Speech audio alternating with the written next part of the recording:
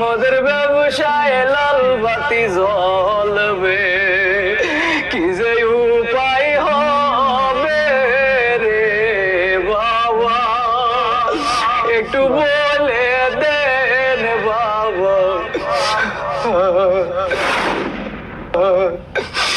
বন্ধুরা সবাই ভালো আছেন, আপনাদের দুই আমিও ভালো আছি। তো আপনাদের মাঝে আজকে আবার সুন্দর একটা ভিডিও নিয়ে আসলাম দেওয়ানবাগী পার্ট 3। হয়তো আপনারা থাম্বনেল থেকে বুঝতে পারতেছেন যে আজকের ভিডিওটা কোন টপিকের উপরে ভিডিওটা হবো। তো বেশি দেরি না করে ভিডিওটা শুরু করি, সবাই মনোযোগ দিয়ে দেখবেন, যদি ভালো লাগে থাকলে অবশ্যই সাপোর্ট করবেন।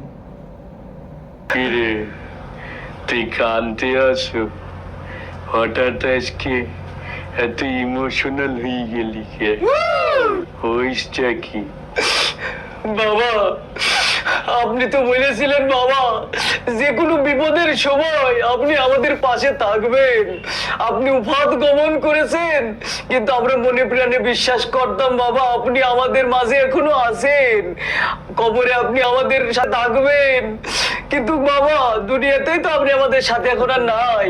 আমাদের ঘর বাড়ি মাজার খানকা ভেঙে, এমনকি বাবা আপনার রওজা শরীফ ভেঙে দিয়েছে, আপনি কিছুই করতে পারলেন না বাবা।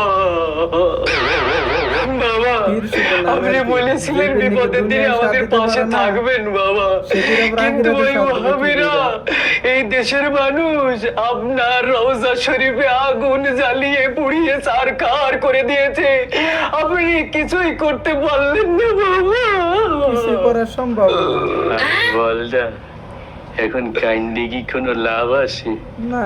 হ্যাঁ, আমি মরার পরেই তো কবরের ভিতর জাহান্নামের আগুনে যে পুরা পড়ছি। এই দুনিয়ার সামান্য আগুন মোর দ্বারা কিছুই মনে হইতে আসে না, বরং মনে হইতে আসে আমার যেন মাম পানির ফিল্টার দিয়ে গোসল করাই দিয়া।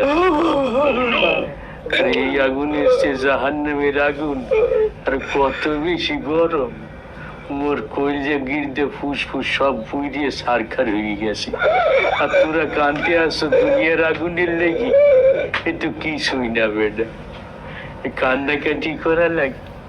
হ্যাঁ বাবা আমাদের এখন কি উপায় হবে? আপনি নিজেই তো এখন জাহান্নামে আছেন বাবা, তাহলে আমাদের এখন কি উপায় একটু বলে যান বাবা।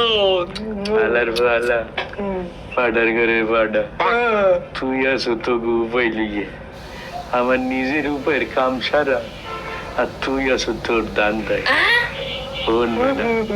দুনিয়ায় তো যা গালগপ্প মারছি সবই আমার ধর্ম ব্যবসা সারতে বলছি।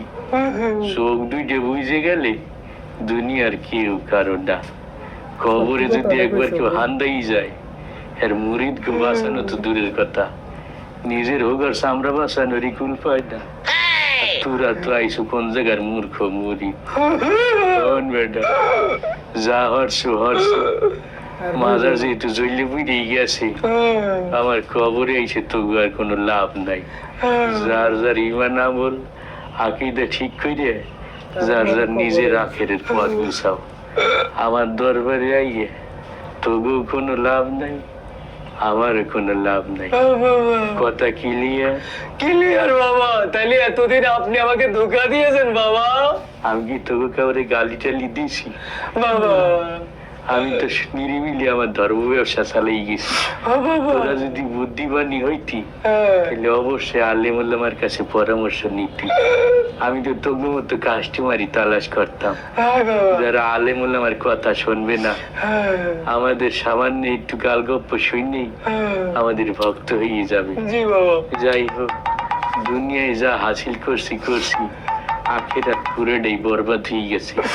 তোরাও সময় থাকতে নিজের আখের গুছা, নাইলে তোকে বাবার যে অবস্থা তোকে তো তালাশ করেই পাওয়া যাবে না। আমার এই দেহই যখন কবরের ভিতরে টেকতে পারলো না, তোকে তো তালাশ করে পাওয়া বহু দূরের কথা। কথা ক্লিয়ার? ক্লিয়ার বাবা, ক্লিয়ার পারছি। জি বাবা। তাইলে আলার বালা মদ্দারিতে সই বাবা, আপনার কদমের নিচে একটু জায়গা দেন বাবা। জি বাবা। বাবা আমি খুঁজতে যাইয়া শয়তানের ছবি,